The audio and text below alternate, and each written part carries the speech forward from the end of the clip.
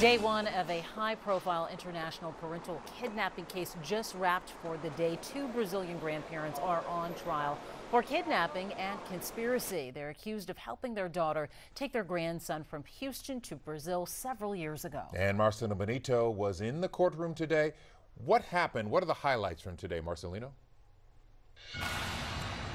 Well, guys, this was only day one of this trial, but likely one of the most explosive days of testimony that we're going to see. Dr. Chris Brand, the boy's father, was on the stand the entire day, oftentimes getting emotional as he recounted what happened between him, his ex-wife, and his son that is now in Brazil.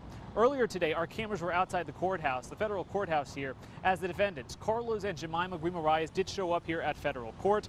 Of course, they were escorted by their high-profile legal team led by Rusty Hardin. The Guimarãeses were stoic in court, clutching each other's hands tightly throughout the proceedings. They and the jurors watched opening statements, prosecutors painting a sinister picture of the grandparents and their plan to help take Nico and keep him in Brazil.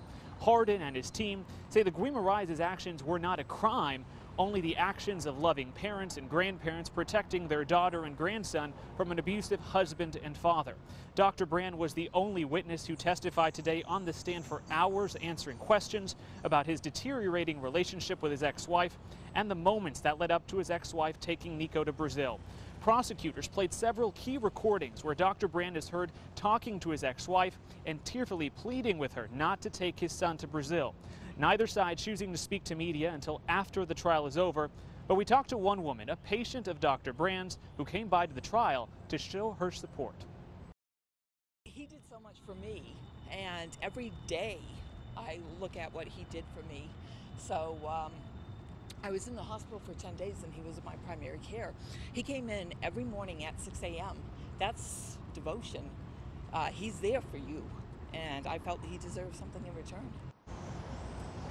Dr. Brand will be back on the stand tomorrow as prosecutors wrap up their first witness, and tomorrow will be the first chance Rusty Hardin can cross Dr. Brand, and that is expected to be pretty fiery. We've already seen a lot of salacious details about this couple's marriage come out in court today. Again, this trial resumes first thing tomorrow morning at 9. I can also tell you this is not going to be a short trial. We're told it's expected to take a total of 3 weeks.